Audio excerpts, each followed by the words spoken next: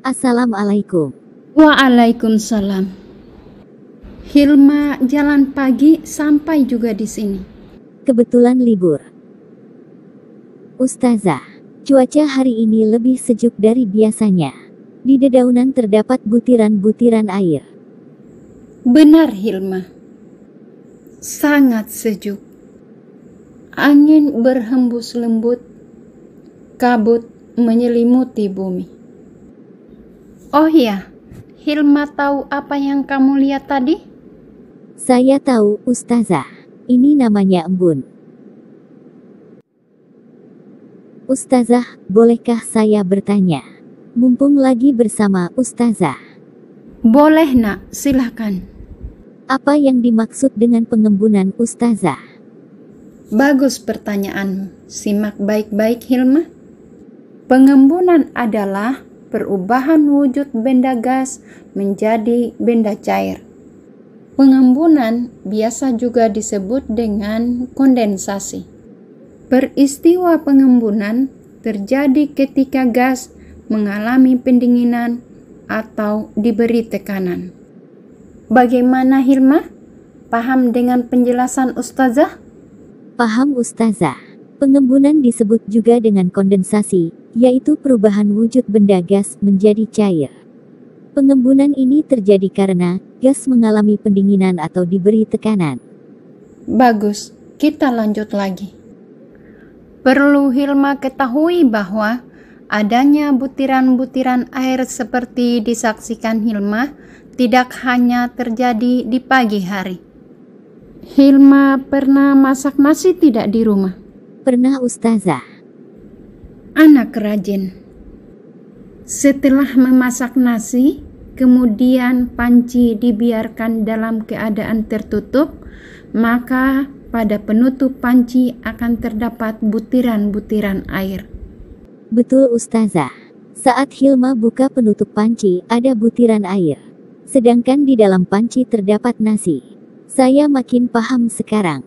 Berarti, di penutup panci tadi adalah embun juga. Pintar.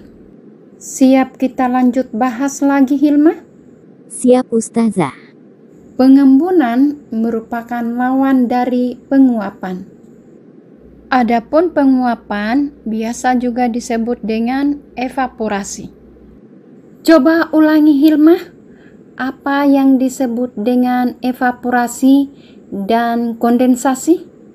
Evaporasi adalah penguapan, sedangkan kondensasi adalah pengembunan. Mantap jawabanmu. Ayo Hilma, kita berteduh sebelum kita lanjut. Baik Ustazah. Siap Hilma, kita bahas lagi. Selain peristiwa penguapan dan pengembunan, ada juga peristiwa menyublim. Apa yang dimaksud dengan menyublim Ustazah? Menyublim adalah peristiwa perubahan wujud benda padat menjadi benda gas. Salah satu contoh peristiwa menyublim adalah kapur barus yang biasa dijadikan pengharum dalam lemari. Pantasan Ustazah. Kapur barus di lemari, lama-kelamaan habis. Habisnya juga tidak berbekas. Ternyata jadi gas.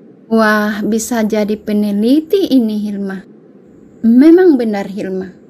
Kapur barus tadi berubah menjadi gas. Contoh lainnya adalah pengharum ruangan yang berwujud padat. Jika dibiarkan dalam keadaan terbuka, maka lama-kelamaan akan mengecil dan habis. Selain 3 peristiwa wujud benda tadi, ada lagi yang tidak kalah menariknya, yaitu peristiwa deposisi atau desublimasi. Coba ulangi Hilma, peristiwa apa yang terakhir akan kita bahas? Peristiwa deposisi atau desublimasi Ustazah. Anak pintar. Hilma perlu ingat bahwa deposisi atau desublimasi adalah perubahan wujud benda gas ke benda padat tanpa melalui fase cair. Contohnya adalah proses terjadinya salju. Salju terbentuk dari uap air di udara, kemudian berkumpul menjadi awan dan setelah mencapai titik jenuh akan jatuh ke bumi. Uap air tersebut kemudian melewati atmosfer bumi yang sangat dingin.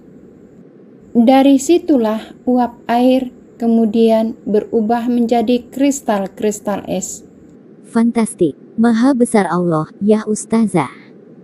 Iya Hilma, tanpa teknologi seperti buatan manusia, Allah mampu menciptakan segalanya hanya dengan satu kata, kun fayakun. Bagaimana Hilma? Masih ada yang kurang jelas? Sudah jelas Ustazah, tapi saya ingin berbagi dengan teman-teman di grup. Silahkan Hilma. Soal nomor 1. Apa yang dimaksud dengan menyublim, pengembunan, dan deposisi? Soal nomor 2. Sebutkan masing-masing contoh dari ketiga peristiwa tersebut. Selamat bekerja. Sampai jumpa lagi. Assalamualaikum.